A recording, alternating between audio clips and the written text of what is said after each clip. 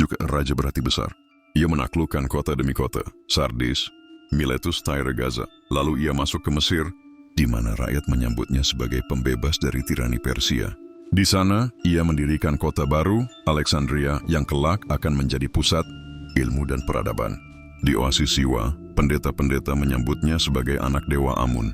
Kini, ia percaya sepenuhnya bahwa ia adalah keturunan ilahi. Kemudian ia kembali mengejar Darius, yang kembali melarikan diri dalam pertempuran Gaugamela. Pada tahun 331 sebelum Masehi, Persia takluk. Babylon, Susa, Persepolis semuanya jatuh ke tangannya.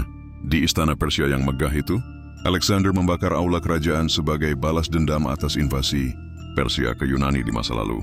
Namun Alexander tak berhenti di sana. Ia melintasi pegunungan Hindukush, menyeberangi sungai besar di Asia Tengah, dan menaklukkan Baktria dan Sogdiana. Di sana ia menikahi Roxana, seorang putri bangsawan setempat, demi menyatukan darah Makedonia dan Asia. Pada tahun 326 sebelum Masehi, ia mencapai India. Di sungai Hydaspes, ia bertempur melawan Raja Porus yang gagah berani. Meskipun menang, Alexander begitu terkesan pada Porus hingga ia membiarkan sang raja tetap memerintah wilayahnya. Tapi pasukannya lelah. Mereka menolak melangkah lebih jauh ke timur. Alexander meski kecewa akhirnya mundur. Ia kembali ke Persia membangun kota-kota baru, memperkuat kekuasaannya, dan merencanakan ekspedisi baru ke Arabia. Namun ajal mendekat. Pada tahun 323 sebelum Masehi, di istana Babylon yang megah, Alexander jatuh sakit. Beberapa menyebut ia diracuni, yang lain mengatakan malaria atau tifus. Dalam kesakitan, ketika para jenderal bertanya siapa yang akan menjadi penggantinya, Alexander hanya berbisik, yang terkuat.